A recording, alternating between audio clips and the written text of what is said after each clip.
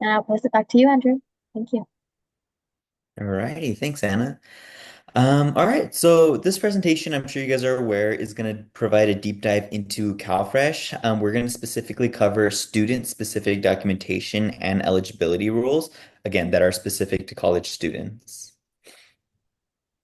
So here we have an agenda or like a table of contents of what we're going to cover in this presentation today. We're going to first start off by providing an introduction or like an overview of what nutrition insecurity looks like, especially for college students. Then we're going to cover what the application process will look like specifically again for college students. And then from there, we're going to go ahead and provide some information on student eligibility. We'll talk about income and deductions. We'll go ahead and cover how to maintain benefits or how students can maintain benefits. We'll go ahead and lastly, or second to last here, touch up on how to deal with applications that have special circumstances. And then lastly, we're going to provide any additional resources at the very end for you guys. All right, so let's go ahead and talk about what nutrition insecurity looks like again for college students. So, one of the first things worth noting here is that the University of California published a report in 2024 that essentially revealed that 51.7% of undergraduates were facing food insecurity. So, when you think about it, that is a pretty significant amount because that is pretty much more than half of the undergraduate students there, right?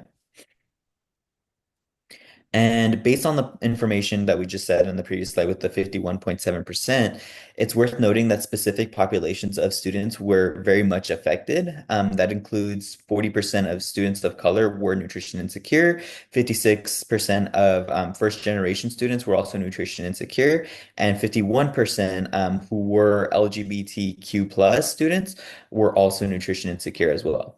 So that is a bit scary because the average four-year graduation rate was also revealed to be 11% lower for these students who are facing that nutrition insecurity or that food insecurity.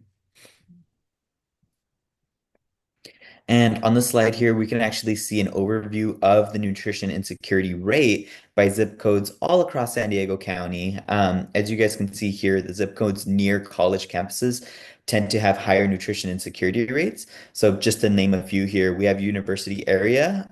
They're shown to have a nutrition insecurity rate of 32%, which essentially includes 14,168 people who are nutrition insecure in this area. San Marcos has a 31% nutrition insecurity rate, and College Grove also has a nutrition insecurity rate as well of 45.3%. And it is worth noting that, again, these three areas are located closest to the main universities here in San Diego, with the university area being right next to UC San Diego, the San Marcos zip code there being right next to CSU San Marcos, and that College Grove area being right next to SCSU. So it's just worth pointing out, that there are thousands of students here in San Diego County who are facing nutrition insecurity. Many of these students are having to choose between, paying for textbooks, paying for tuition, and paying for a meal. And so we want to make sure that we can continue to get resources into the hands of these students and let them know that, there are food resources that they can make use of and that are available to them. Exactly. Thank you, Anna. And on this slide here, we can see a report from 2024 that basically showed that only 22% of eligible UC undergraduates and 29% of eligible UC graduates were enrolled in CalFresh. Again, when we think about that number, where over half of the undergraduate students were nutrition insecure, it really puts in perspective how important this work is, especially when only 22% or 29% of students who are eligible for benefits are actually the ones that are enrolled in the program. So we've touched quite a bit on some of these nutrition insecurity rates for college students. But what is CalFresh? I'm sure you guys are familiar with the program already, but for anyone who's not familiar, CalFresh is a federal food assistance program that essentially provides individuals with the opportunity to purchase additional food. This is also referred to as SNAP, which stands for Supplemental Nutrition Assistance Program, and it was formerly referred to as food stamps. Essentially, individuals who receive CalFresh are going to receive an EBT card, just like the one that's shown here on the slide. And their benefit amount is downloaded to that card, which they can then use to purchase their groceries with.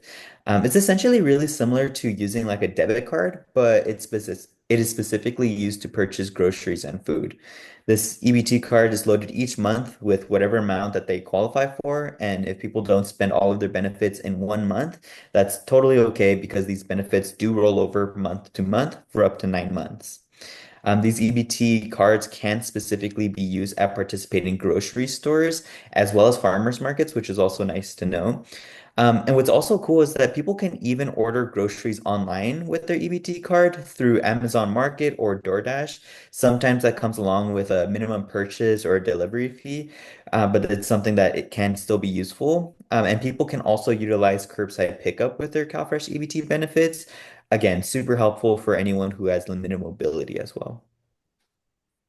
I also do want to mention before we go on to the next slide that CalFresh is an entitlement program, which essentially means that if someone is eligible for their program or for their benefits, they're not going to be turned away from the program.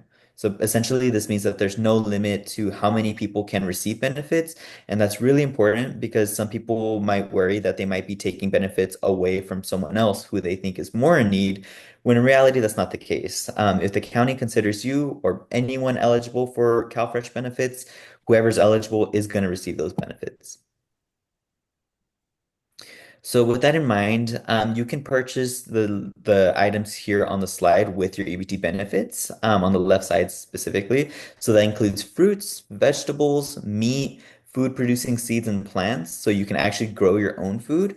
It also includes seafood, dairy, baby formula, and it also actually includes cold prepared foods. However, there are some restrictions, right? So you cannot use your benefits to purchase things like pet food, alcohol or tobacco, non-food items, so like cleaning supplies, toilet paper, or baby items like maybe like diapers. You also cannot purchase things with a supplemental label instead of a nutrition label. So, for example, think like certain supplement powders or dry leaf herbal teas. And a big one that's really important to distinguish here is hot foods. So you can purchase cold prepared food with your benefits, but you cannot purchase hot prepared foods with your benefits. Our saying here is cold then sold, hot then not. There is some nuance to that rule, but for most people, this is the general rule that most people work with. Alrighty, and then I'm gonna go ahead and pass it over to Anna to cover application process. Thank you so much, Andrew. So this is what the general application process is going to look like for most students who choose to apply for CalFresh. You're going to have four main steps, right? You're going to submit your initial application. When you submit the application, you are going to be required to do an interview. This can be done over the phone or in person. Typically, most people will opt for doing it over the phone. You'll have to submit all required documents. We will cover all of the student documentation that is specific for college students who choose to apply in the next few slides. But after you have submitted that application, the county then has 30 days to actually process your application. They will either deny or approve your case within 30 days. If you have a more dire financial situation, then you may qualify for expedited services, and the county will then process your case within 3 days instead. Once you've been approved for CalFresh, you will receive a EBT card and PIN number in the mail, which you can use to then purchase your groceries. And typically 6 months after you initially apply, you will have to renew your benefits in order to continue receiving them. During this renewal process, you will have to report any changes that have occurred since your last application or since your last renewal, such as income, household changes, address changes, and so on. It is important to note that some colleges are actually partnered with the county and have eligibility workers on campus that can assist with the college's CalFresh applications.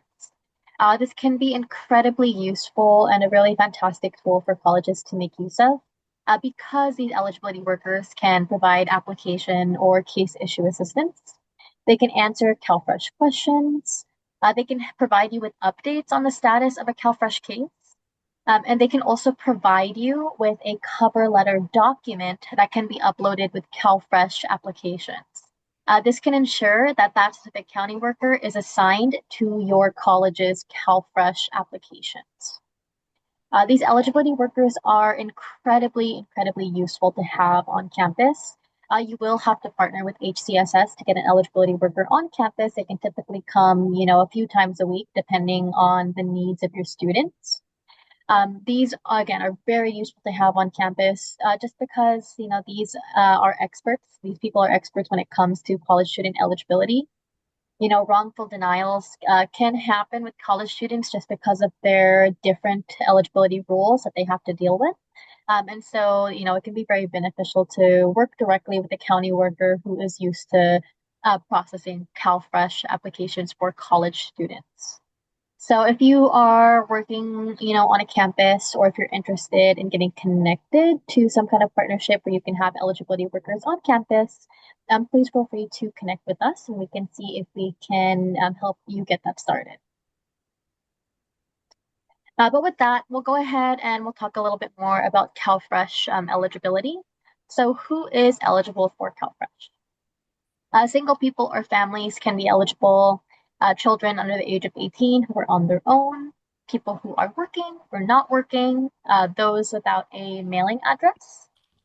SSI and SSP recipients are also eligible. And then lastly, citizens and legal permanent residents. So as you can see, a pretty long list of people who can potentially get CalFresh.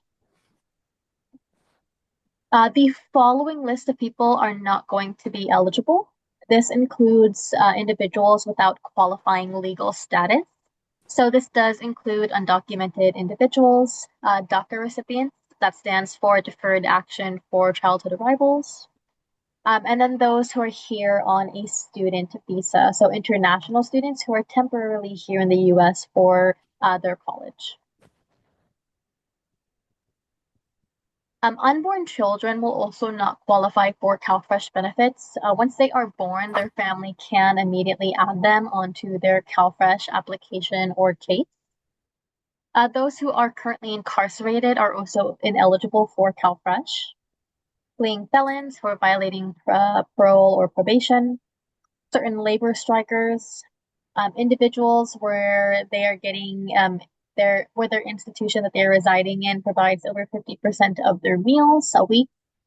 This may include students with certain meal plans, but we will have a dedicated slide to talk about meal plans in the upcoming, the slides. And then lastly, the last group of people who may not qualify for benefits are those who quit a job without good cause. So this means you voluntarily quit your job without a valid reason. Oh,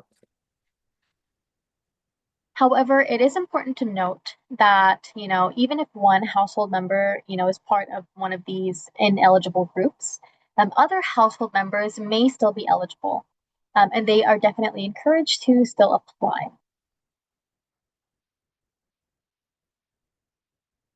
A lot of information, pertaining to eligibility for CalFresh revolves around a household.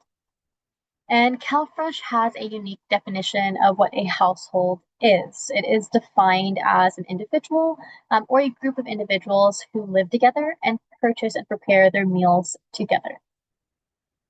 Families and people who live together do not necessarily have to apply together as long as they aren't, purchasing and preparing those meals.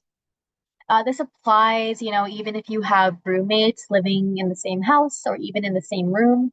As long as they purchase and prepare their meals separately, they can apply separately and each get their own CalFresh benefits.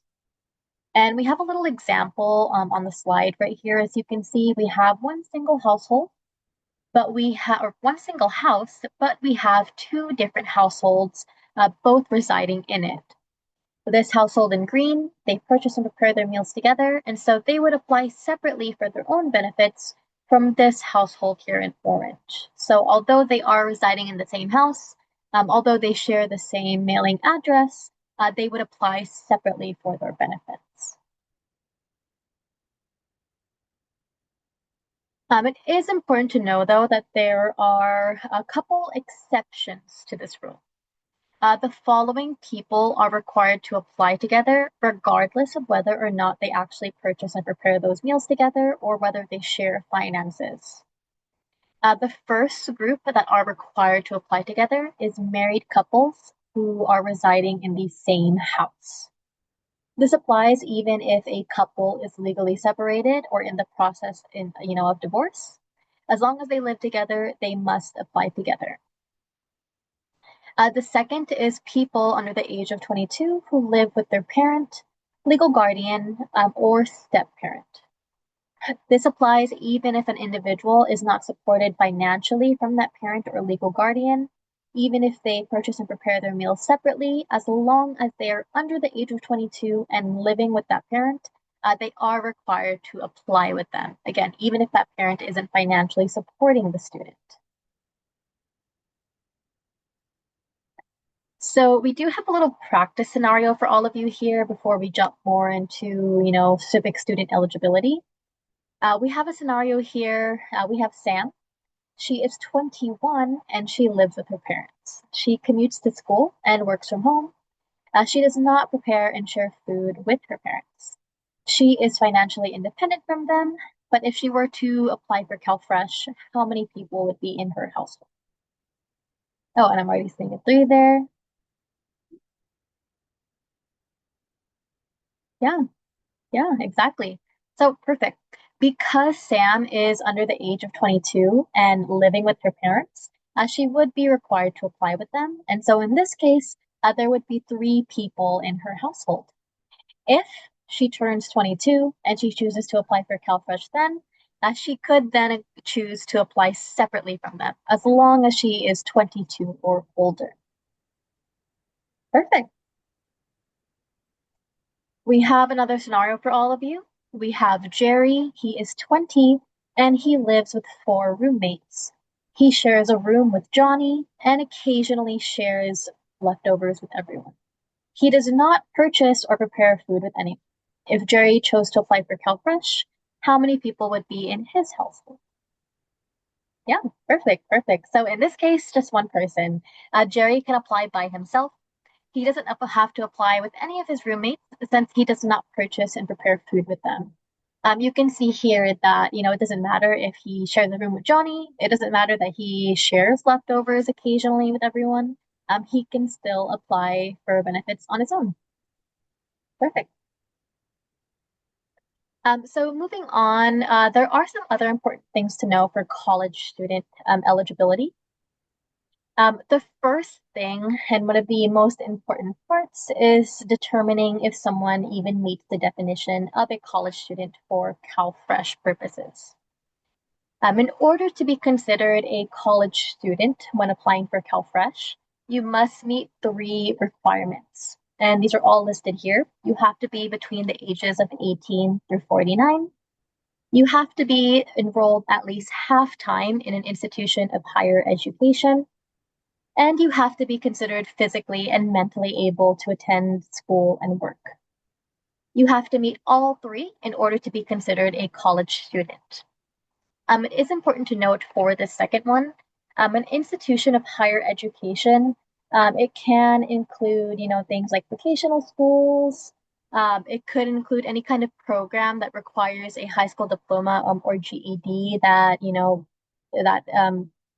you're pursuing some kind of degree, but it will not include GED programs themselves. So if you are pursuing your high school education after the typical time frame. So as long as you meet all three definitions, you are going to be considered a college student. If you don't meet all three, for example, maybe you're 55, but you're in school, you wouldn't be considered a college student and you would apply as a general member of the public.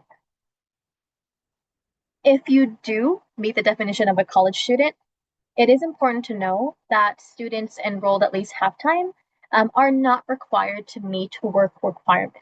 So some of you may have heard, earlier this year that work requirements came back into play and that you are now required to, work or volunteer at least 80 hours a month in order to, receive CalFresh with no time limit. College students are not subject to these rules. But in order to actually qualify for CalFresh benefits, they are required to meet at least one student eligibility exemption. You only have to meet one eligibility exemption, but we are going to go through a whole different list of them. We have listed the three most common CalFresh exemptions here on the slide. So you can see here the first student exemption is having federal or state work study accepted. This will typically be offered to students on their financial aid award letter. And as long as they have it accepted, they can provide a copy of their financial aid award letter as proof to the county that they have a CalFresh exemption. The second and one of the other most common exemptions include having Cal Grant A or B. This will also be found on the student's financial aid award letter. However, this Cal Grant A or B must be TANF funded, and you must have a CSAC letter, so a letter from the California Student Aid Commission, in order to prove that it is TANF funded. We will have more information on this in the next few slides. And the last and most common is being enrolled in an approved LPI. LPI stands for Local Programs that Increase Employability. There are several different types of LPIs. One of the LPIs is campus employment. So as long as you are working for your campus, this could be working at the bookstore, at the library, at the dining hall, you are considered as meeting a student exemption.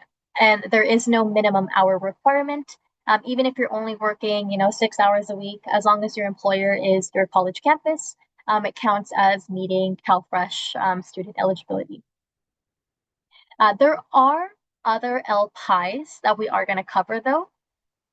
The next one being all associate and bachelor degree programs. So any associate and bachelor degree program at the California community colleges, the California state universities, or the UC campuses are considered LPIs. You have to be enrolled at least half time in order for this to be valid. And students do not actually have to have a major declared as long as they're taking general education classes. So this is a really, really easy, exemption for a lot of students to prove. They just have to be pursuing either an associate's or bachelor's at the community colleges, at the CSUs, or the UCs to prove that they meet that student exemption. It is important to note, though, that unfortunately, this will not apply to other programs such as master's or PhD programs. It will also not apply to private colleges and universities. And so if you are attending those or if you are pursuing your master's or some kind of other program, you will have to look for other eligibility exemptions.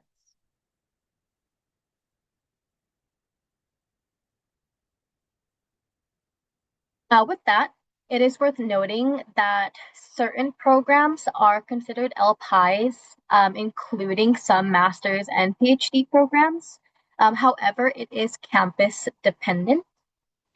Each campus has their own set of approved LPIs, and a full list of them can be found on the CalFresh Resource Center policy page by CDSS, by the California Department of Social Services. It is important to note that these LPIs only apply to public institutions, so they do not currently apply to any private colleges or private universities. But just for example, pursuing a pharmacy degree, so a PhD in pharmacy at UC San Diego, it can count as an approved LPI. It would provide you with eligibility for CalFresh. And you can see it is visible on the LPI list on the CDSS website.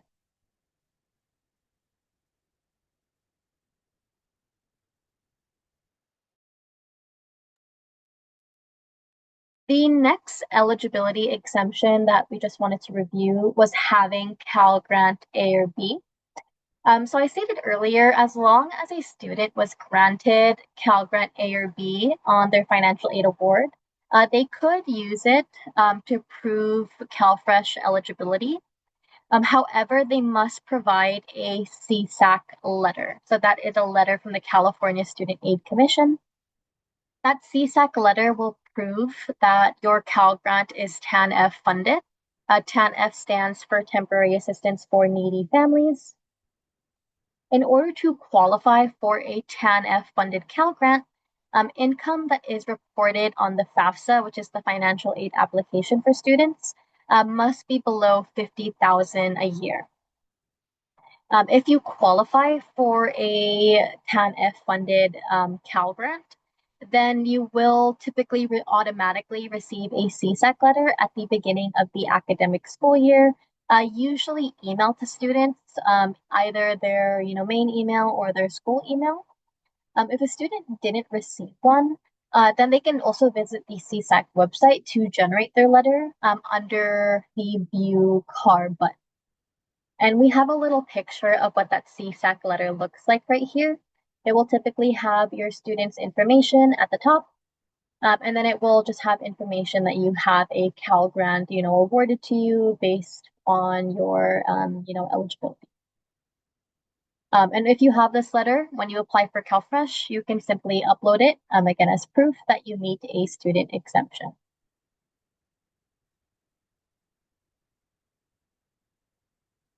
There are other student exemptions. These are not as common, but of course, we always like to, show them. Another student exemption could include working 20 hours or more a week on average. This would be for non-campus employment.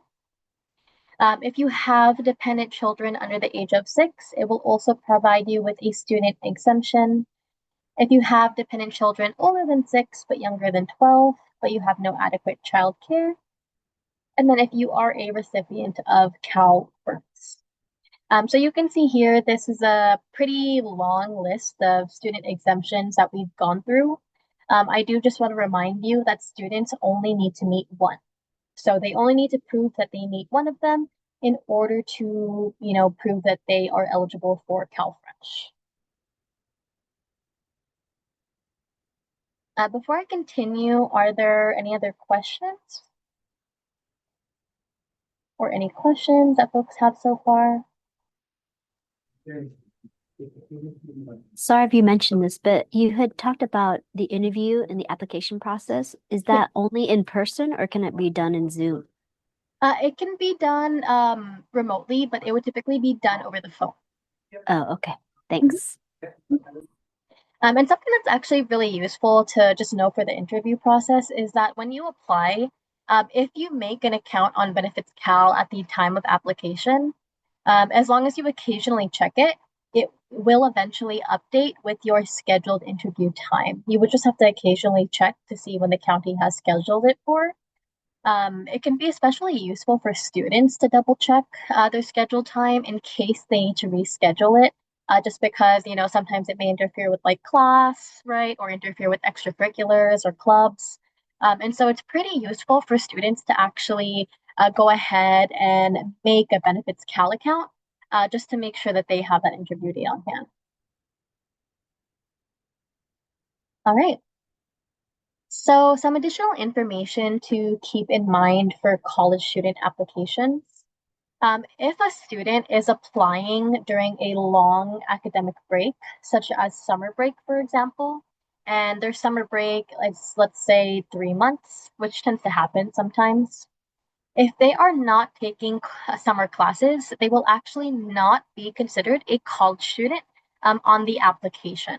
And this is because they're not, again, taking any active classes.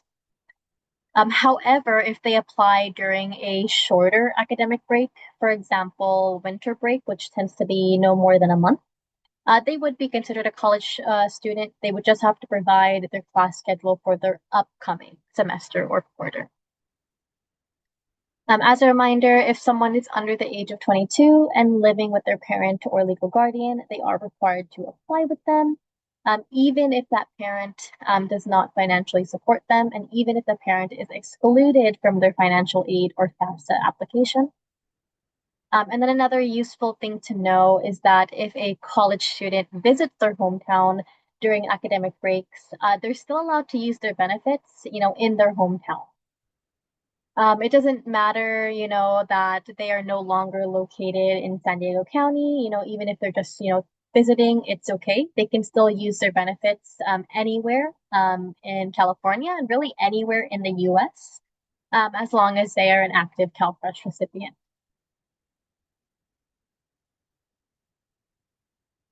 All right. So the next slide that we just wanted to go over were required documents for the CalFresh application.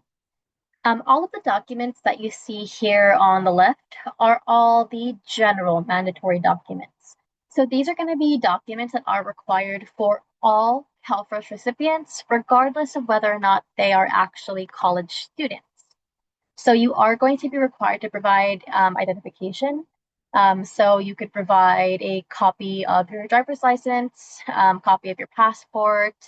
You could even provide a copy of your student ID as long as you have a photo and your name present on the ID. You have to provide proof of residency, just providing your address, social security number, and then lastly, proof of income, including work-study income for students. These slides, or sorry, the column that you see right here on the right shows student-specific documents. So these are documents that college students are specifically required to provide that the general public is not asked to do. The first one is the financial aid award letter.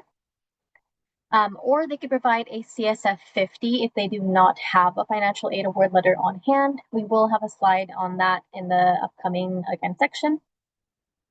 They are required to provide a copy of their class schedule, whether it's their current class schedule or their upcoming class schedule. They may be asked to provide proof of their meal plan, proof of an LPI verification, proof of their CSAC letter if they use Cal Grant A or B for their student exemption. And then lastly, copy or proof of their student expenses. These can be pretty important because they can be used for deductions and they can help students get more in their CalFresh benefits. But we will have, again, more slides and more information on all of these in the upcoming section. It is important to note, though, that all documents should be up to date. The county will typically accept documentation that is dated within the past 30 days. And they do have to have the student's name and the institution clearly available. So if you're uploading a class schedule, it does have to have your name. It has to be dated recently, and it does have to have the student's college visible as well. I mentioned earlier that students are required to provide a copy of their financial aid award letter when applying for CalFresh. If a student does not have one, just for example, graduate students, they tend not to fill out the FAFSA because they typically use loans, to apply or to pay their tuition. And, when that happens, students may not get a financial aid award letter. However, if you don't have one, you are going to be asked to instead provide the CSF 50 form. This is a little screenshot of what that form looks like here. It is just the student financial aid / work study verification request form. You are required to have your financial aid office fill this out, so you yourself or the student cannot fill this out and upload it. This will typically, again, only be requested if your regular financial aid letter is unavailable.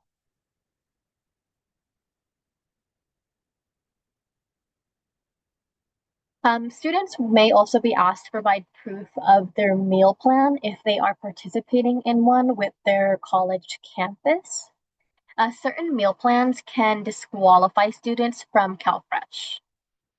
So first of all, what is a meal plan?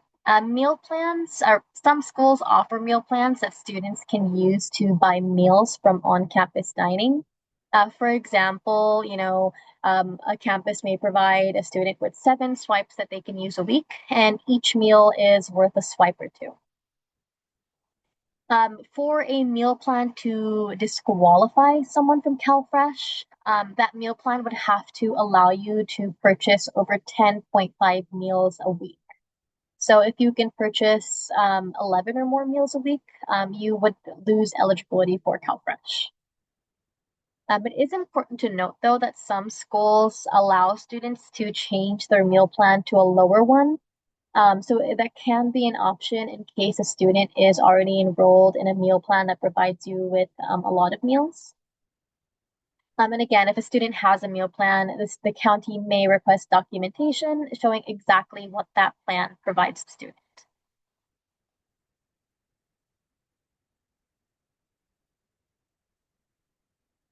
When you help students apply, we generally recommend having a release of information form on hand filled out by the student.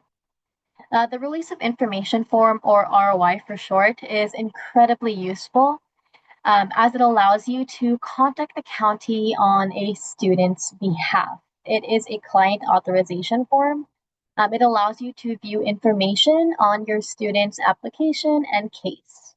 So it can help you find out information like the current status of their application, what documents or what else is needed for their case to be processed. It allows you to get case updates or renewal updates. And if a student gets denied, having an ROI on file also allows you to view the reason for their denial. And so you can see that the ROI provides you with a lot of power really to be able to learn more about your student's case. So we generally recommend that you have this on hand for every single application that you help with. It is important to note, though, that ROIs are only valid for a year after the date that they have been signed. So you may have to have students just fill out a new one in case they come back to you wanting to reapply, maybe a year later, or wanting to renew benefits or for help. ROIs will typically require that you have your client's name on there. You can provide your client's address. You need to put the signature and the date signed. And I do see a question in the chat. Will the student need to contact the financial aid office independently to complete the CSF 50? Can college campus basic needs centers help facilitate the process to ensure it's completed in a timely manner? So that's a really great question. It will honestly vary based on what the college campus can provide, as it will differ from college campus to college campus. The CSF 50 form does have to be filled out by the financial aid office.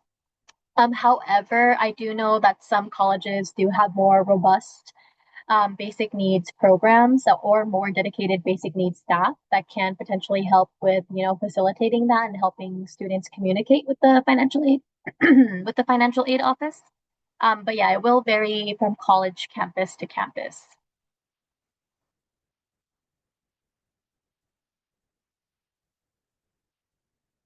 All right. When you apply for CalFresh, you can expect to receive this CalFresh intake form, is what it's called. This CalFresh intake form will be mailed to all applicants. You can see it looks like a lot, and it is quite a thick packet that gets mailed to you. But this is the content that resides in that mailed packet. The first 20 pages will just be a physical copy of the application. You'll still get this paper copy even if you applied online. You will also get another couple other useful documents, such as a voter registration form, civil rights information. You'll also get information about how to use your EBT card. They will give you forms such as a customer satisfaction survey, notice of language services, and then like a demographics questionnaire. This isn't actually anything that you have to fill out and return back to the county. It is just a pretty long packet of useful forms and useful information that your client can have on hand. We just like to let people know beforehand that they can expect to receive this when they apply, as I know it can be pretty overwhelming when someone applies and then they see this huge packet come in the mail. The next thing to know is that whenever a student applies, they may receive a verification checklist known as the CW 2200. You will receive this if you didn't submit the full list of documents that were required for your CalFresh application. So, for example, if you didn't submit your financial aid award letter or your class schedule, the county will list them out on this document. They'll state, who they need it for and the due date that they need it by in order to actually process your application. So you can see this little screenshot of what that form looks like. It has a due date and then the item that they need it for, person they need it for. This document can be pretty useful as again, it just shows everything at a glance that the client will need to upload. If a client gets asked to upload documentation and they've already submitted their application, you can use Benefits Cal to actually go ahead and securely submit those online.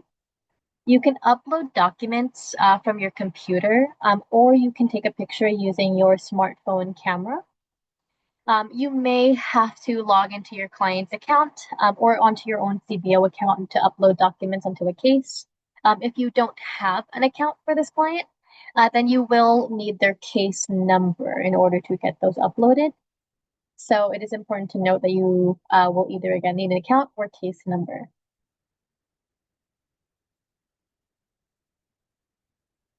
When it comes to required documentation, if you aren't able to provide documentation, so for example, if a student uses savings to pay for tuition and they don't receive financial aid, the financial aid office has nothing to provide because they don't pay anything towards the student, then you could use something like a sworn statement instead. Sworn statements are another documentation option for verification. They could be used, again, if you're not able to provide other documents. Sworn statements are required to be dated and signed by the client. We do generally recommend that you have the client complete this form or letter on their own whenever possible. And if asked by the county, you may have to provide why the client was unable to provide another source of verification. And we have an example of what a sworn statement looks like here on this slide. But it is important to know that all documents must have the following to be considered valid. So they do have to have the full name of the student, name of the third party. This can be employer, school, medical provider, and so on. The date, and then the signature if you are providing a sworn statement. And then we have that example here.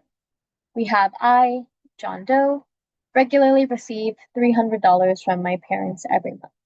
And then we have it signed and dated. So that's pretty much just what a sworn statement is. It's pretty simple.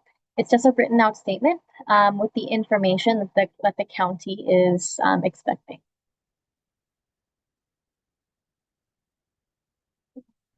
All right.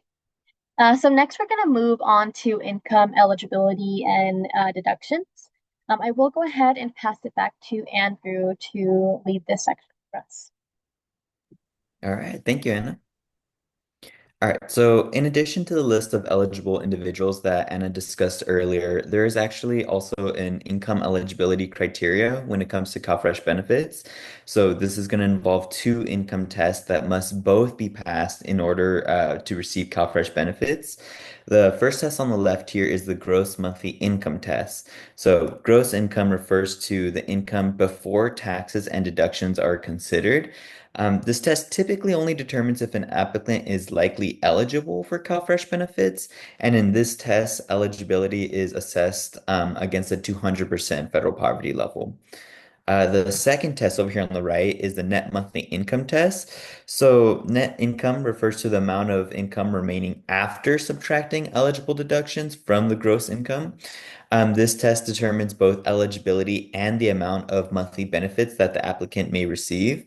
And then in this test, eligibility is typically assessed against the 100% federal poverty level.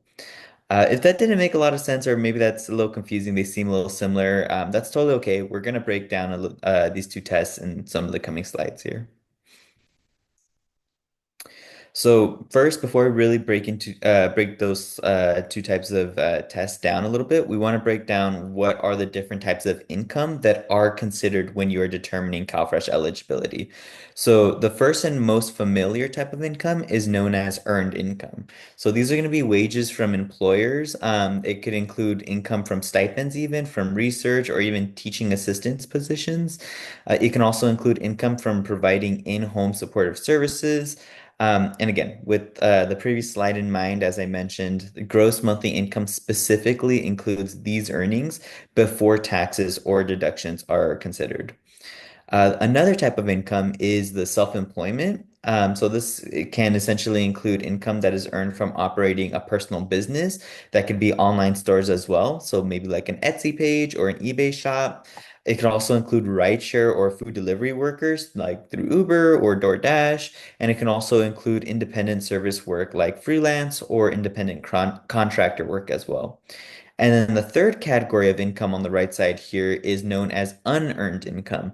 So this is going to include unemployment insurance. It can include Social Security payments, SSI payments, which stands for Supplemental Security Income.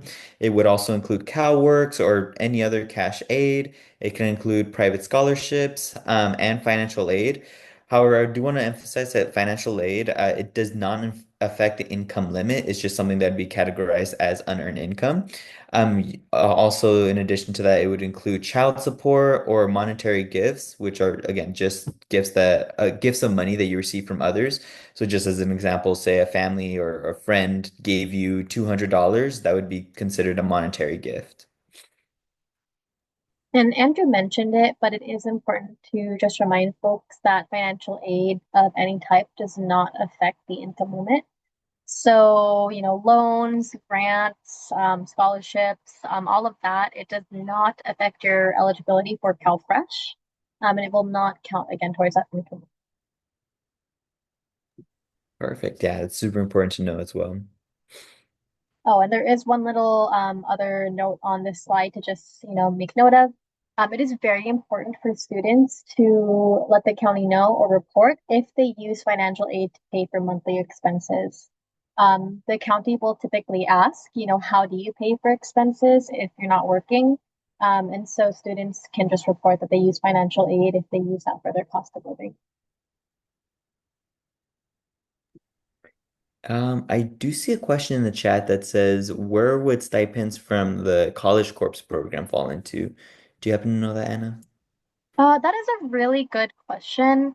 The College Corps program, if it's similar to AmeriCorps, certain AmeriCorps stipends are excluded as income. And so they won't count towards the income limit, but I would have to double check for you. Oh, I do see someone in the chat. At my school, College Corp stipends are factored into the overall financial aid award. So, perfect. If it's included in the financial aid award, it would not count towards the income limit typically.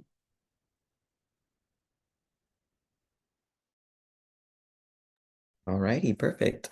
So those are the different types of income that are included or that are considered when determining CalFresh eligibility. On this slide here, these are going to be some types of income that are excluded from CalFresh eligibility. So this means that these type of incomes don't count towards that 200% federal poverty level threshold. They still need to be reported, but they won't impact the benefit amount or income eligibility at all. So this could include certain AmeriCorps stipends, as Anna mentioned earlier. So that could include the NCCC, but not the Vista stipend. It would include income from work study. That is also excluded as well, but again, would still need to be reported in the application. Income that is not regularly received, so anything that's not received on a regular basis will also not be counted. One-time lump sum payments, so think like maybe settlements or one-time gifts, as well as in-kind benefits. So this means like payments or benefits that are not in the form of cash, such as maybe free housing or childcare. These are also going to be excluded from income considerations as well. And I see another question in the chat. Does income from the HPSB stipend count towards the income limit? So HPSV, I'm assuming you're referring to the, sorry, the Health Professions Scholarship Program. As long as that income is going towards the students' educational costs and it's included as their financial aid, then it will not count against them in the income test and it will not count towards the income. All righty, good questions, good questions. I think we're able to go on the next slide here if there are no other questions. Perfect. Okay, so on this slide here, we have a table that really breaks down the gross monthly income test by the number of people in a household and what that gross monthly income needs to be in order for it to meet that 200% federal poverty level threshold. Then on the right side there, it basically shows the range of monthly CalFresh benefits that the recipients may be eligible to receive. So just as an example, let's say there are three people in a household. In that case, they would have to earn at least or below $4,442 in gross monthly or sorry, gross monthly income. And then they would be eligible to receive between $24 and $785 in monthly CalFresh benefits. And it is really important to note that these guidelines do change annually. They tend to change or get updated around October. So that's also another time that we want to make sure that we have updated information for. And then next up, this is going to be the second test, the second income test. This is the net monthly income test. So we can find the net monthly income by subtracting our gross monthly income and our deductions for expenses. So these deductions, we'll cover them on the coming slides as well, but these deductions for expenses can include standard deductions, it can include earned income deductions, shelter deductions, and that can include housing and utility costs as well. Includes dependent care, whether it's child or adult care, child support, medical costs that are over $35. Typically, that's specific for anyone that's 60 years or older and or disabled as well. It also includes homeless shelters or sh homeless shelter expenses as well as student expenses. And then this slide shows the table that kind of breaks down the net monthly income test. Very similar to the other table that we showed. It's going to break down the number of people in a household on the left. It tells you what the gross monthly income amount needs to be at in order to meet the 100% federal poverty level threshold. And then on the right side, it shows again the range of monthly CalFresh benefits that someone may be eligible to receive. So in this example, let's say there are again three people in a household. Since the federal poverty level threshold here is 100% this time, it's going to be a little bit smaller. So in this case, they must receive exactly $2,221 or below that amount in gross income or gross monthly income. And then they may be eligible to receive between $24 and $785 in monthly CalFresh benefits. So we can go ahead and start talking about some of the deductions here. The first one here is standard deduction, and there are a few things I want to highlight when we talk about this.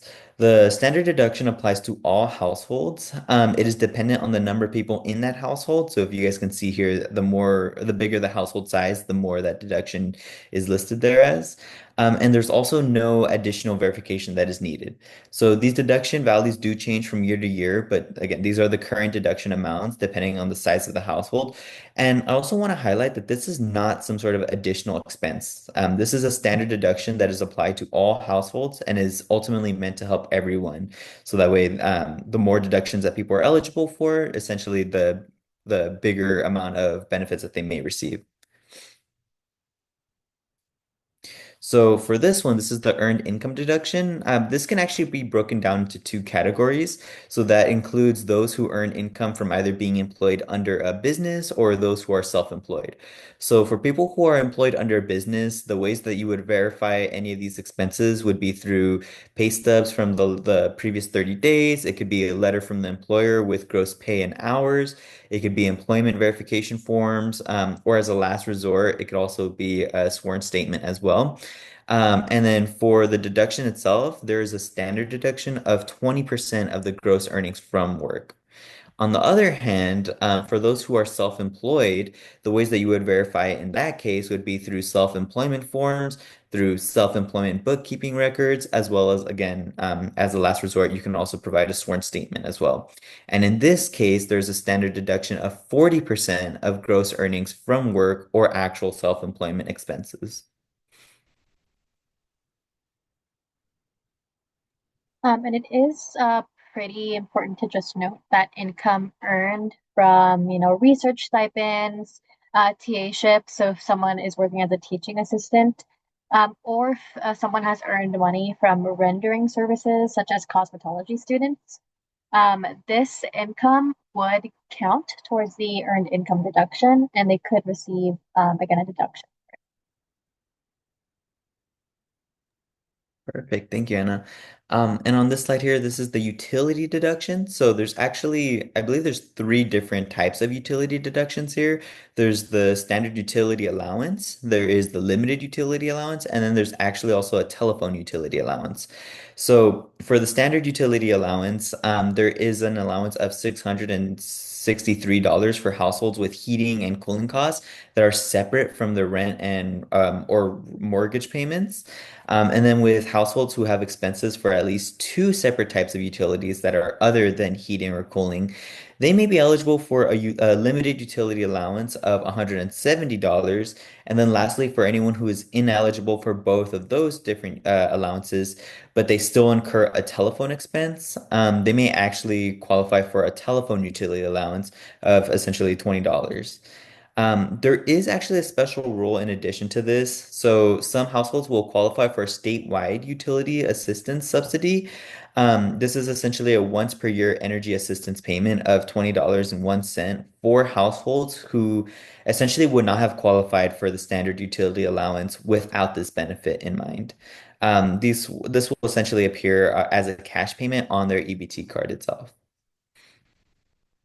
And it is important to note that there's no additional application process to get this additional payment. As long as a household qualifies for it, they should see it automatically get uploaded onto the card. Perfect. And the next one that we have here is the shelter deduction. So, the maximum shelter deduction for households without an elderly or disabled member is going to be $744. Some of the allowable expenses that could go towards this deduction could include rent, it could include mortgage payments, home association fees, taxes and insurance on the house, and it can also include repairs to the house that are caused by natural disasters as well. And essentially, the ways that you would verify this would be through lease agreements or even sworn statements as well.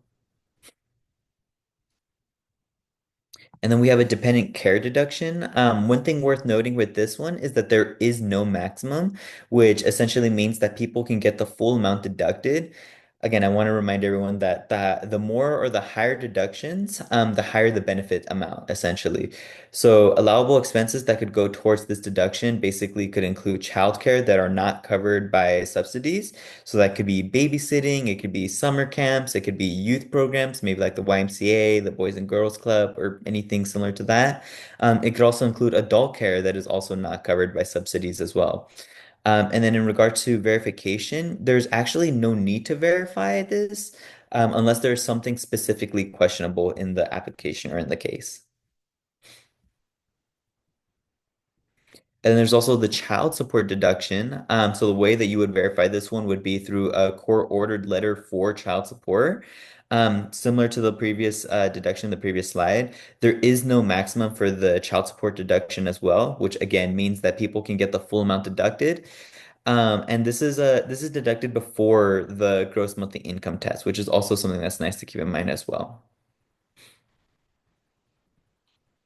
Then next up here, we have the medical deductions for seniors or disabled individuals.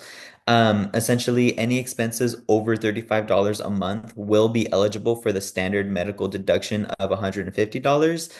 If clients have expenses over $185 a month, they can actually be eligible to deduct actual expenses themselves, which is also important to note as well. The ways that you would verify this would be through receipts, through bills, maybe pharmacy printouts, and again, as a last resort, a sworn statement will always work as well. Some of the allowable expenses that go towards this deduction would include health insurance premiums. So that would include Medi-Cal or Medicaid even, hospitalization or outpatient treatment. It can include prescription drugs and costs of medical supplies, dental and eye care, maintaining service animals, transportation, attendant or health aides, as well as medical equipment and associated energy costs. So there's a lot of different allowable expenses that could be allocated or that could go towards that deduction there. And I A do think we got a couple question. couple things Oh, to go note ahead. for this medical deduction before we continue. In order to actually be eligible for the medical deduction, the student must be receiving some kind of government issued, benefit for disability, such as SSI.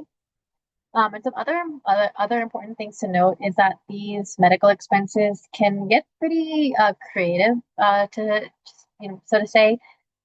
Just for example, for the maintenance for service animals, maintenance could include things like the cost for their training, cost for their food, even toys, vet bills, just because this counts as maintenance. So I did just want to mention that, you can get pretty creative sometimes with these expenses. And I do see a question in the chat. What if someone pays child support, but there is no court document? Can a sworn statement be valid if signed by both parents? So unfortunately, if someone is paying child support, they do have to have some kind of, formal letter. It does have to be a court-ordered letter or letter from an authority figure that states how much you are required to pay. Yeah, unfortunately, informal agreements are not going to suffice.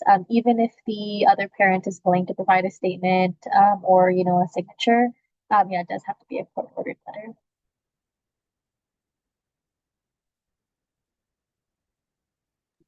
Alrighty, and then next up we have the homeless shelter deduction. So just for reference, homelessness refers to a lack of someone who has a lack of reliable shelter for at least 90 days, and this could especially be prominent amongst college students as well. It could include people who are living in a car, who are couch surfing, who are living in a motel. It could also include temporary student housing as well, or students who are using temporary student housing. It can include a bunch of different things amongst that realm of categories there. Some of the allowable expenses that go towards this deduction would include maybe like hotel or other shelter fees. It can include car payments, again, if someone is living in their car, and that can also include maintenance for their car and insurance premiums as well.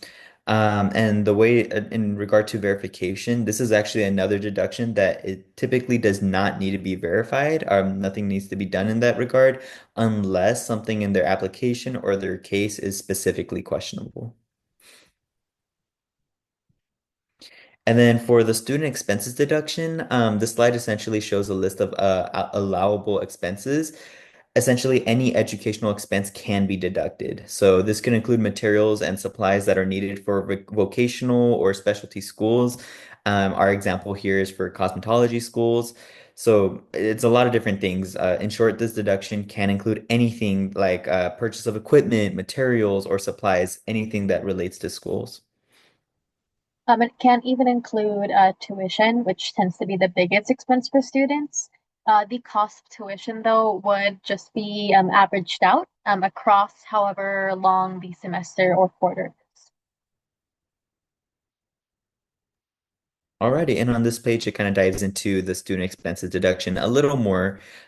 Again, the allowable expenses for student expenses deductions could include again tuition fees, fees relating to classrooms. Again, it could be textbooks, lab equipment, anything else relating to school or education. And then with this deduction as well, there is no maximum, and this can be verified through receipts or sworn statements as well. So on the right, we have an example of what that sworn statement looks like. Again, just saying, I, John Doe, spent this amount on average to purchase this thing from this day to this day. And it has a date and it's signed as well. Alrighty, so I know that was a lot of information. We are going to take a quick 5-minute break. We're going to turn our cameras off, but feel free to ask any questions if you have any questions. I know I did get a question earlier, so I'll share that with you, Anna. But if you can, please make sure to be back by what is that, 2:12, if I'm correct? In 5 minutes? Yeah, I believe it's 2:12. Yeah, if you guys can be back by 2:12, we'd greatly appreciate it. And if you haven't already, please make sure to fill out our attendance form, which I will be putting in the chat right now. We will send these slides and follow-up material to the email that you share on this. See you all in 5 minutes. And then Anna, I just typed in the chat that question that I received earlier, basically saying, do you know how I can get trained as an eligibility worker for CalFresh? Yeah, definitely. So eligibility workers are the ones who process applications. They are county workers for HSA, the County of San Diego. So you would have to be a county worker to specifically be an eligibility worker. However, anyone can provide CalFresh assistance at any time. And if I think I shared this earlier, but if you work for a college or a community-based organization, you can request a CBO account on Benefits Cal. And that CBO account will allow you to submit applications on other people's behalf.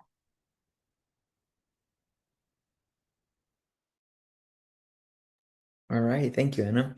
And as we mentioned, we're going to go ahead and turn our cameras off, but if you guys have any other questions, feel free to type in the chat here.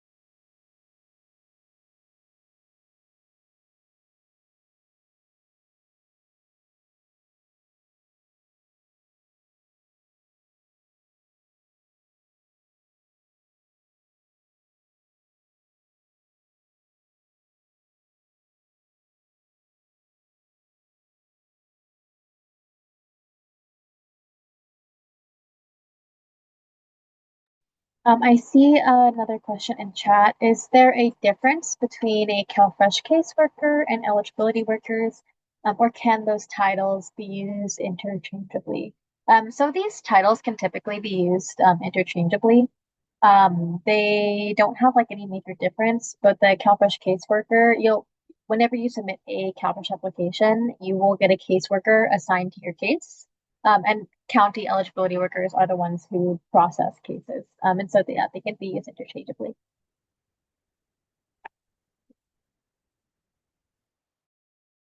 Thank you.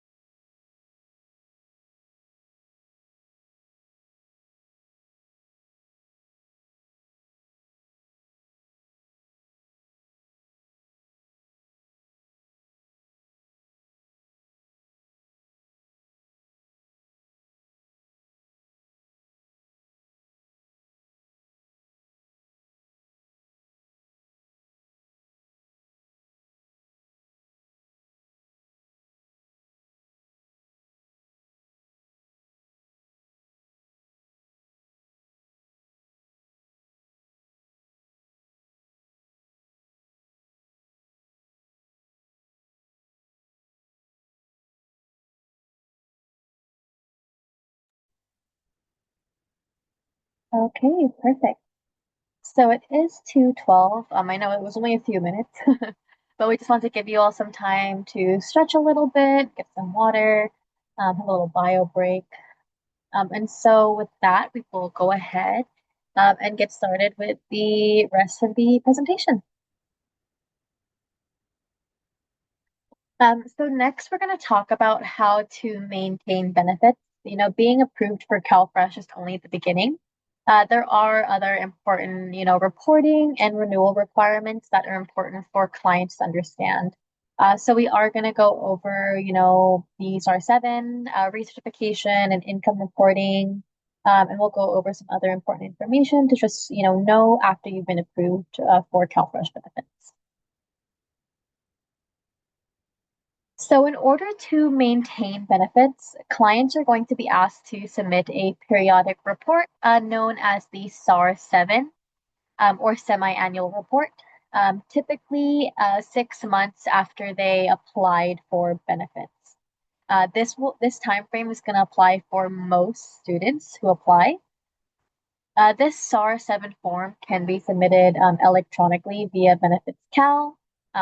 Later Docs is no longer in use. Whenever your SAR-7 is due, a printed version of the SAR-7 will be mailed to your client.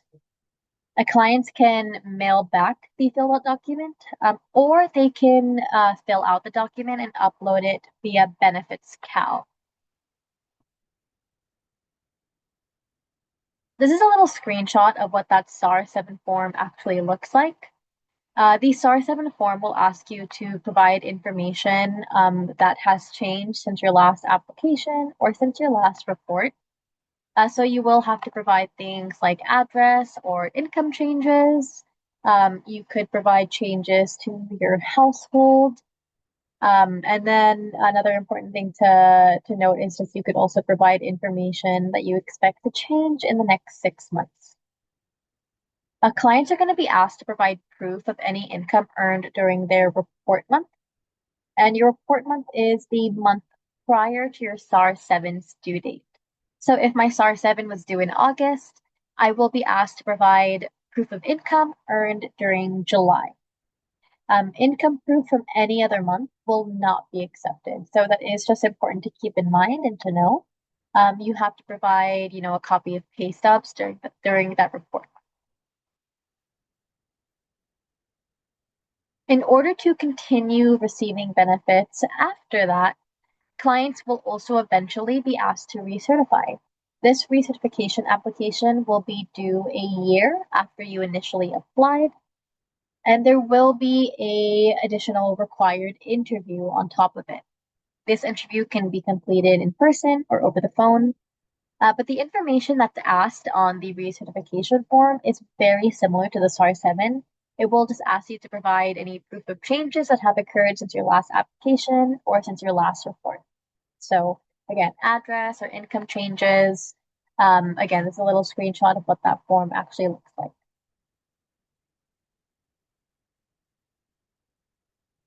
It is important to note, though, that households should generally make sure to report income changes whenever they have a increase or decrease to the changes.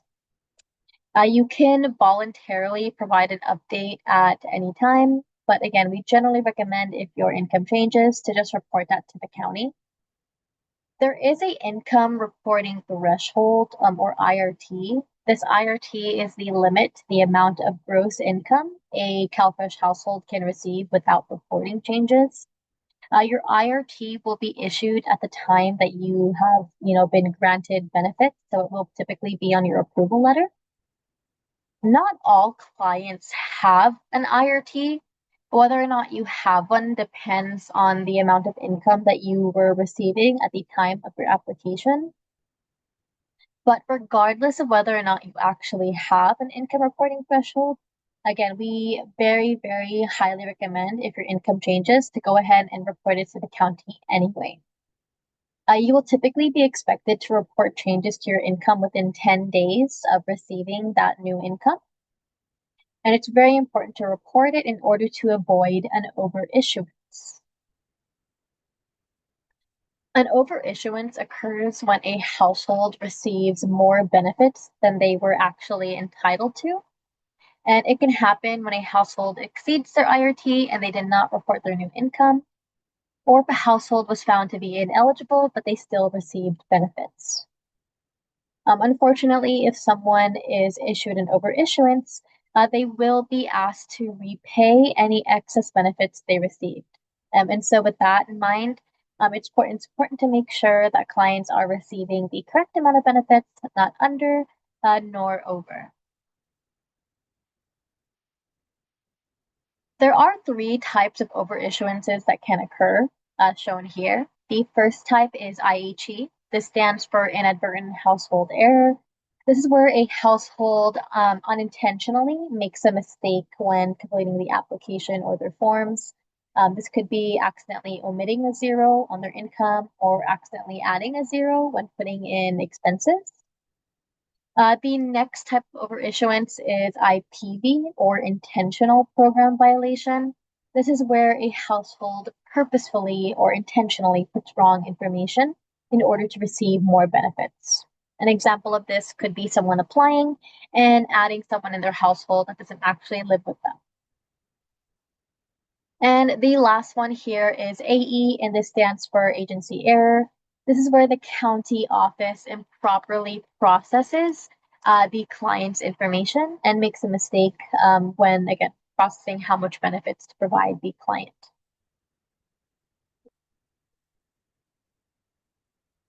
If someone is issued an overissuance, these are the possible methods that they can use to repay back those excess benefits. The first one is the allotment reduction. This is where the county will reduce future monthly benefits in order to collect back the amount that was overissued. The amount that they can reduce your benefits by varies based on the type of overissuance that happened. If it was an agency error, for example, the county can reduce your benefits by up to 5% every month. If it was an intentional program violation, then the county could reduce your future monthly benefits by up to 25% every month. You could also choose to voluntarily repay back those benefits. You can repay it back with your EBT card balance or with cash. And if someone doesn't repay and it becomes delinquent, the county will potentially try to recover the money by going after things like your tax refunds, unemployment benefits, lottery winnings, and so on.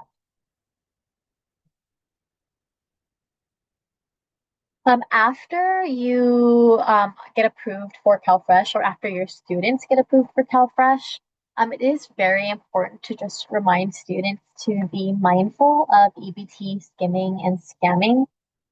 It is just an important topic to, inform your students about, because we want to make sure that people don't get their benefits stolen. You can protect yourself from EBT skimming and scamming by doing a couple things. The first thing that we generally recommend that people do is just make sure that they keep track of their transaction history and their benefit balance. So it is just important to keep in mind, right? That, it is just important to keep in mind that there are a couple different ways that you can do so. You can do so by logging onto Benefits Cal. You can also call the number on the back of your EBT card. That'll be the number that you see right here on the slide. You can also check the balance on the bottom of your receipt if you used your CalFresh benefits, to purchase your groceries. And then you can also just download the EBT Edge app. This is an application. You can also go to the desktop website and you can check your balance on that website as well. We would also generally recommend that you try to double check for skimming overlays or suspicious attachments on card reading machines. And of course, just encourage students to never give out their card number or PIN. The county will never text or email you requesting this information, so just keep that in mind. And then, of course, don't give it out over the phone, and try to cover the keypad during in-person transactions. And if your client happens to, notice some kind of unauthorized charge on their account, we would encourage you to get their PIN changed immediately in order to prevent any further loss. And you can get your PIN changed by calling the number on the back of your card. Again, that is the number that you see right here on the slide.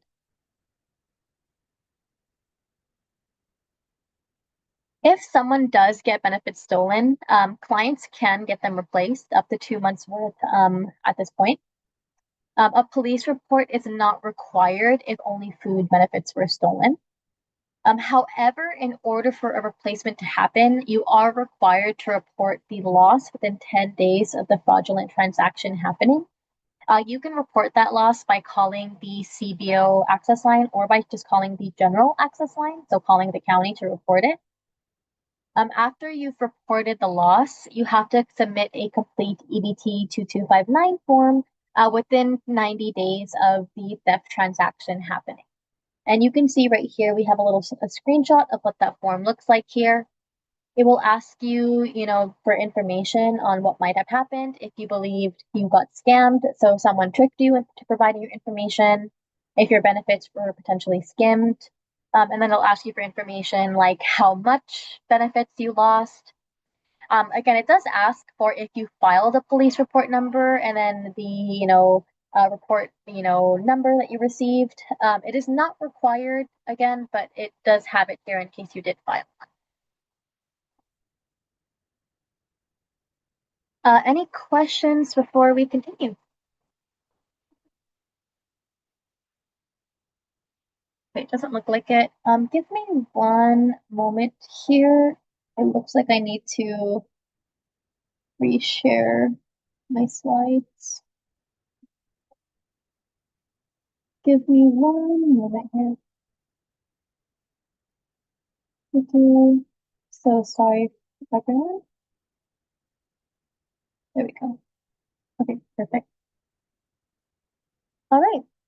Next, we're going to move on to some special circumstances. The first one being students who have qualifying non-citizen status. Oh, I'm so sorry. It does not include refugees and asylees any longer. So in order to qualify for CalFresh, you would either have to, most people would typically have to be a legal permanent resident, or you have to have been a LPR for at least 5 years, or be a citizen, or Cuban and Haitian entrant. Unfortunately, undocumented students and international students or students here on a student visa are not going to be eligible for CalFresh. If you are a legal permanent resident, though, you will be asked to provide information on your sponsor. Your sponsor is defined as the person who is financially responsible for you. It is not always the relative or the person who filed the petition. If you are asked to provide information on your sponsor, you will then be asked to sponsor deem. This is the process in which the county looks at your sponsor's income to determine the amount that they believe the sponsor should be providing for the legal permanent resident. It is important to note a couple misconceptions that tend to occur with this. Your sponsor's income will get looked at, but it does not count against you in the income test. So you do have to provide it. It is asked for, but again, it will not count against you or affect your eligibility. And not everyone will need to provide their sponsor's information or sponsor deed. These are the rules in place for sponsor deeming at this time. If you've been a legal permanent resident for 0 to 2 years, you are going to be asked to sponsor deem. If you've been a legal permanent resident for 3 to 4 years, you will actually not be required to. So this is kind of known as a sweet spot. You can apply for benefits without sponsor deeming.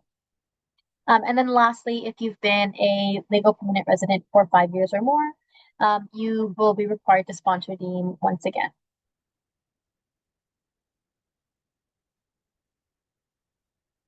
This is the little flow chart right here that, students can follow to determine what option, they can best do when it comes to sponsored deeming.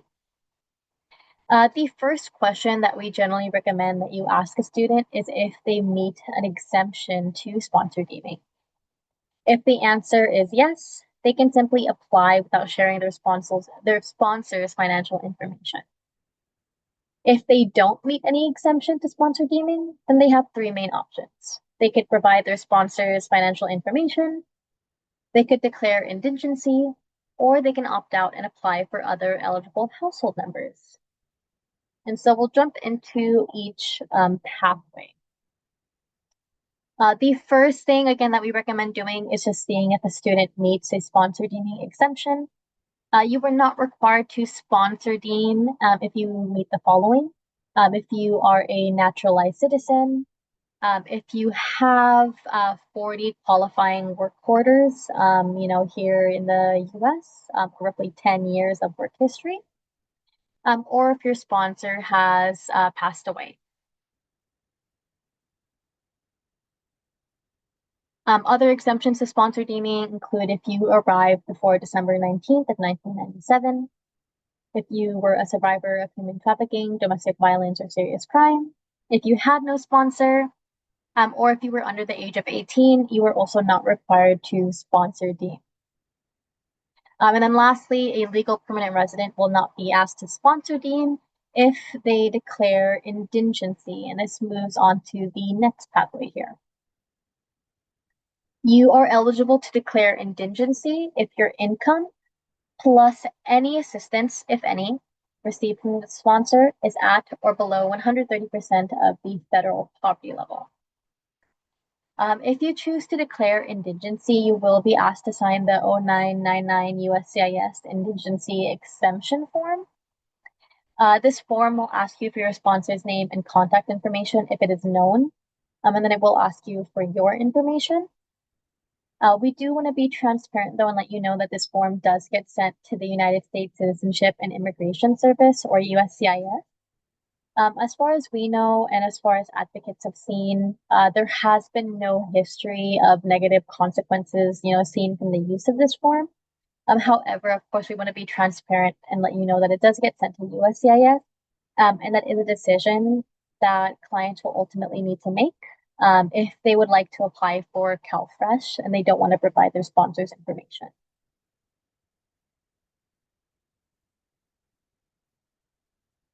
Someone could also choose to simply sponsor deem, where they provide their sponsors' information. They would do this through the SAR 22 form, which we have a screenshot here on slide. This form does have to be filled out by the sponsor, so it has to be filled out when you initially apply for CalFresh, and then when you renew your benefits during the SAR 7 and the recertification mark. This form right here will ask for a lot of information on your sponsor. So it will ask for general income information. It will ask if your sponsor is using benefits of their own, if they have CalFresh or Medi-Cal and so on. If your sponsor has benefits, if your sponsor has dependents. So those are some of the questions that you can expect to see on the SAR 22 form. Again, this does have to be filled out by the sponsor every single time someone applies or renew their benefits. And so this could be one of the biggest barriers when it comes to using this form, as some people are not always in constant contact with their sponsor. Sometimes people fall out of contact. So it is just important to keep in mind that this typically does have to be filled out by your sponsor. And then lastly, if a legal permanent resident does not wish to provide any sponsor information, they can choose to opt out and apply for other eligible household members. This will typically only work if they have children under 18 in the household, as minors are not required to provide sponsor information. In this situation, income would be prorated. So this means a portion of income would be counted towards whoever is eligible.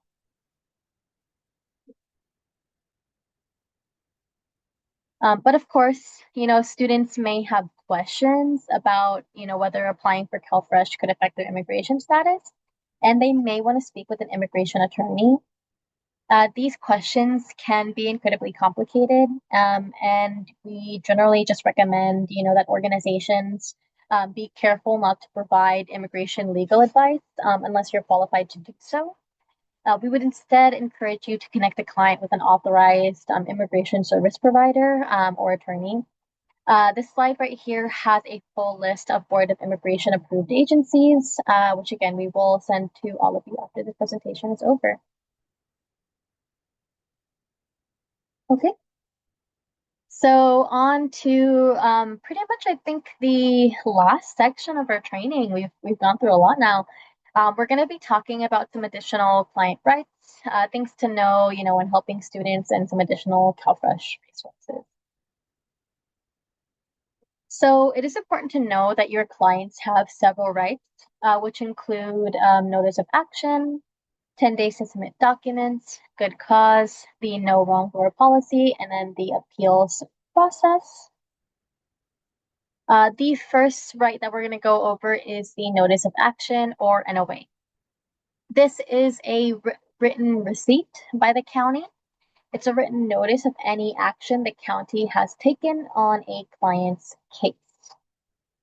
A pretty common NOA that you may have already seen or that you may already know about is the notice of missed interview. So if someone misses their phone interview, the county will send them this notice. It'll have the date that the county tried to call them, and it'll have information on how they can reschedule.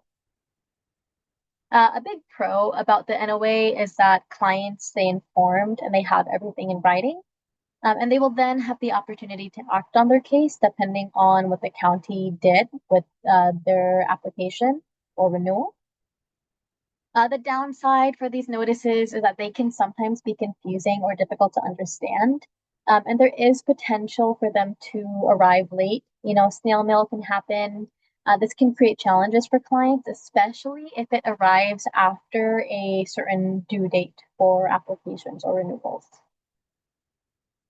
We do want to inform you, though, that this notice of action, although it gets mailed to you, it also gets added to your client's notification center on Benefits Cal if they have an account. So if someone does have an account, I would encourage them to occasionally check, log in, see if there's anything in their notification center that has been sent to them by the county. For example, if they need, a certain document from you, it will be uploaded onto their notification center. If your renewals are due, it will be uploaded onto there. And if someone misses their interview, for example, you will get a notice of missed interview on your Benefits Cal notification center, and there will be a button on the website where you can reschedule it. And so it makes it a lot easier if you have access to Benefits Cal to actually, take action on your client's case. The next right that clients have is good cause. This can apply if a student was unable to fulfill reporting responsibilities due to circumstances, out of their control. This could happen if someone has a mental or physical condition that has prevented timely or complete reporting, county errors, or other extenuating circumstances, such as a medical emergency. If good cause is applied, the county will be able to provide you with an extension for your reporting responsibilities. The next right is the no wrong door policy. Clients can go to any county family resource center to get support with their case, regardless of where or how they applied. So, even if you applied online, you could go to any FRC throughout San Diego County to receive help with that case. If you apply, down south at the Family Resource Center, here in Chula Vista, you could go up north to receive help with your case up in, Escondido. So you could go anywhere in the county to receive help with your case with any, again, county Family Resource Center. Another right is the appeals process. Denials are not the end of the road. Receiving a denial does not necessarily mean that the process is over for clients. Clients have 60 days from their application for a case to be approved. If their case gets denied, the county can reevaluate for the next 30 days. Typically, whenever your case is denied, the county will provide you with a notice of denial, and it will have a reason for the denial listed. Oftentimes, reasons for denial can be failure to provide certain documentation. As long as you provide that required documentation, the county can reevaluate and reverse the denial. Of course, in case they uphold the denial, clients will always have the right to appeal if they aren't, if they don't agree with the eligibility determination that you ended up with. You have 90 days from the determination date to actually file that appeal. You can request an appeal by filling out the form on the back of your client's notice of action. You can appeal on the state website, or you can appeal over the phone. We would generally recommend, though, that you connect with legal aid for assistance. The Legal Aid Society of San Diego provides free legal assistance for low-income individuals. We have their number here. We would just generally recommend that you connect with them if you do choose to go through the appeals process, as it can be quite a lengthy process, and it does typically have a required hearing on top of it.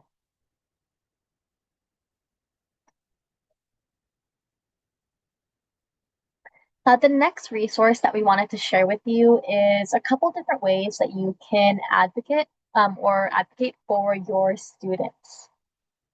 So the first resource that we want to cover is the case escalation line. This is an email line with the county that you can contact with CalFresh questions, case questions. They are typically required to respond within 24 to 48 hours. This is an email that you can contact right here. If you contact it, you would have to just provide a case number and release of information for that client to prove that you have authorization to contact the county about that case. If you do choose to use the case escalation line, we would generally recommend that you keep us CC'd. You can CC CalFresh at sdhunger.org, just so we can provide support in case you need it. There is also the CBO access line, and this is the phone line to the county that is exclusively for community-based organizations to use. The CBO access line is separate from the normal county access line, so it is not for client use. It allows you to reach the county much faster than the general access line. Whenever I've used the CBO access line, wait times are typically no more than 5 minutes. I think the longest I've waited in the past like 6 months was maybe like 7 minutes, something like that, and that was really rare. Usually I don't wait any longer than like 2 to 3 minutes. So it is very useful whenever you have to contact the county about a case. You can call them to get information on the status of the case, if you can get reasons for denial. So you can really just help students, get their case processed correctly. And then, of course, there are county family resource centers that you can go to. Each county family resource center or FRC is going to have dedicated CalFresh liaison staff that can assist you with your CalFresh case questions and issues. This right here is a little screenshot of the information for the County Family Resource Center liaisons. So there are several FRCs throughout San Diego County. We have put the information and contacts for the staff that you can reach out to when trying to get information on a CalFresh case. Now, we do also have a flyer on how to use the case escalation line, and we will include all of these in our follow-up to all of you after the presentation is over.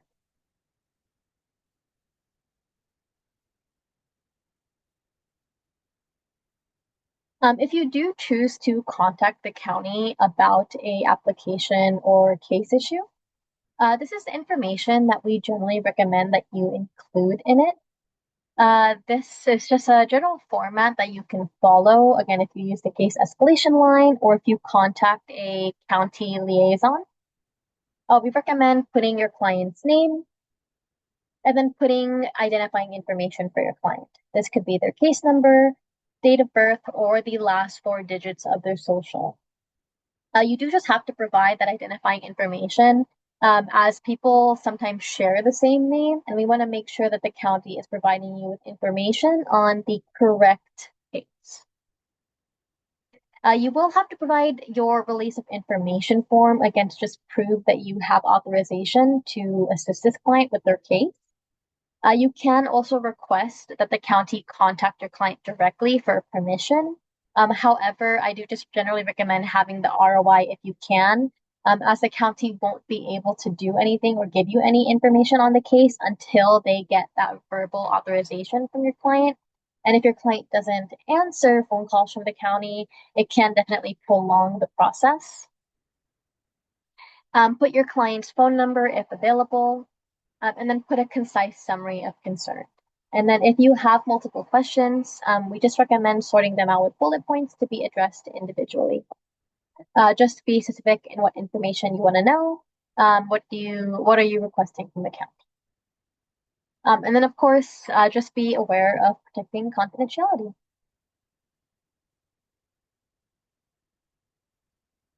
So we have an example email that you could send over to the county. We have the subject heading CF, that stands for CalFresh. L, no, that's our client's name in this case. Dear liaison, this is our client's name, Leslie Nope, date of birth, client's phone number, and then we have our summary. My client applied for CalFresh 2 weeks ago. She was told to submit her earned income verification, which was submitted last week. Can we know if her income verification has been processed, the status of her application, and if any other action is required to process the application? Thank you. ROI is attached. So you can see here, it's pretty short and sweet. This is really just the kind of information that you would need to provide the county. It doesn't have to be super long or super detailed. It just has to have general information that you need to know and that the county needs to know in order to make sure that they're helping you with the correct client. So in the future, if you ever contact the county, you can copy and paste this and edit it according to your client's details. If you continue to help, clients apply, we do generally recommend that you keep track if you encounter any case issues. There are case issues that tend to be pretty common with college students, especially. Incorrect denials tend to be particularly common. And then over verification of student documents. Over verification is where the county will continually ask you for more proof of student documents, even if you've already provided it. If you encounter any of these problems, please share them with us. We can help you escalate, make sure that it gets addressed. This will happen in the future. And then if you do encounter any of them, we do generally recommend that you keep track of anything, that you do encounter. There is a sample case issue tracker that you can use here. We have it linked on this slide, and we have a little screenshot of what that actually looks like here. So again, you can just use this sample tracker if you happen to encounter any issues with your applications or renewal.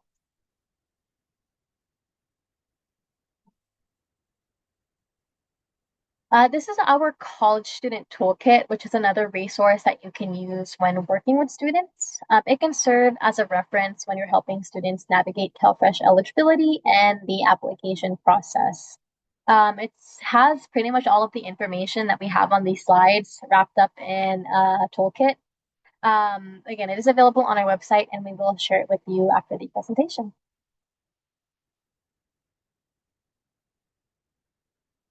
This is some other information that is useful to know.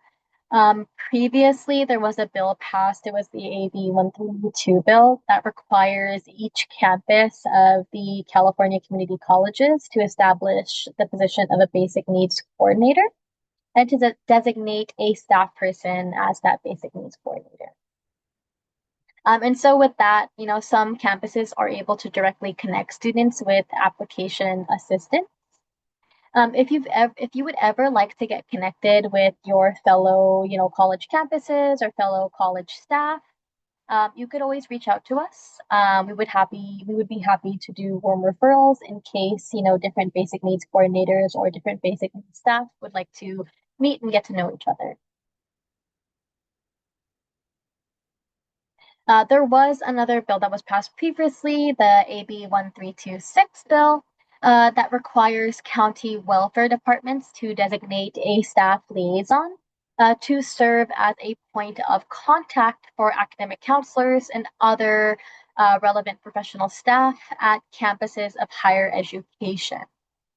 And the goal of this liaison was to act as a resource for students regarding eligibility and provide them with information on programs and services that may be available, like CalFresh. Another goal of this dedicated staff liaison is to facilitate regular communication between county staff, colleges, and CBO community-based application assisters.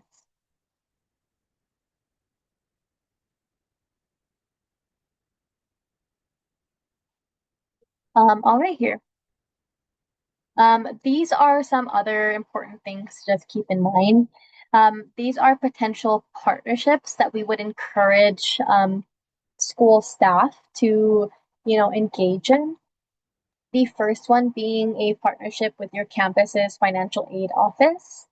Because your financial aid office has access to, your students' information, such as the type of financial aid that they are eligible for, they could be a very good, partner to collaborate with. You could have your financial aid office or encourage them to send out an email to all eligible students. For example, have them send an email out to all students who have work study accepted or who have a TANF funded, Cal Grant, A or B. I would also encourage schools to coordinate with community-based organizations. You could invite CBOs to have their staff come on campus for events to provide application assistance. And then you can also, as a school, coordinate directly with the County of San Diego or HHSA. You can request that they send out a outstation eligibility worker. So this is a worker that can go on campus a few times a week to help your students with cases. You can also request that they send the Live Well on Wheels bus. This is a mobile office from the county that they have. It can come on campus for events. They can provide application assistance for students, and they are able to also even print out EBT cards then and there if someone is.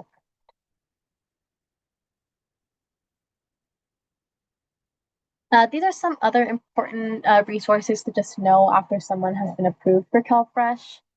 If someone is receiving CalFresh and they've lost food due to, a power outage lasting longer than 4 hours, wildfire, or other household misfortune, then they can be eligible to make use of the replacement CalFresh program. This is where they will replace the benefits that you have lost due to this misfortune. However, you are required to apply for these replacement benefits within 10 days from the date of your loss. For a copy of the form, you can visit our website.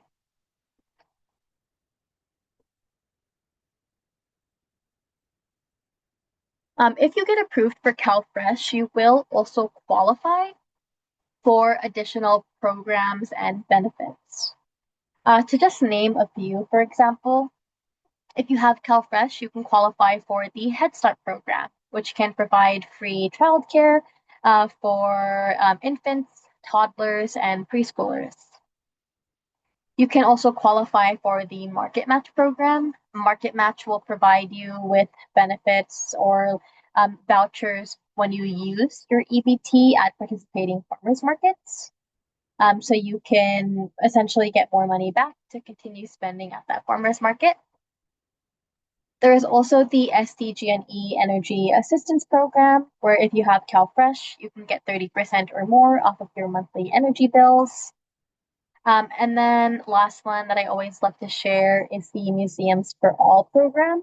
The Museums for All program provides CalFresh households with free or reduced price admission to museums and certain recreational sites. To just name a few here in San Diego, you can go to the USS Midway Museum in Seaport Village for free, the Mingay Museum in Balboa Park for free, again, if you have CalFresh. And then another example is the Birch Aquarium in La Jolla. Tickets are typically around $39 per person, but if you have CalFresh, the Museums for All program will reduce that price to $3 per person. So it's a really, really great program. It's a fantastic way for, CalFresh families to still be able to go out, have fun while, saving a bit of money while doing so.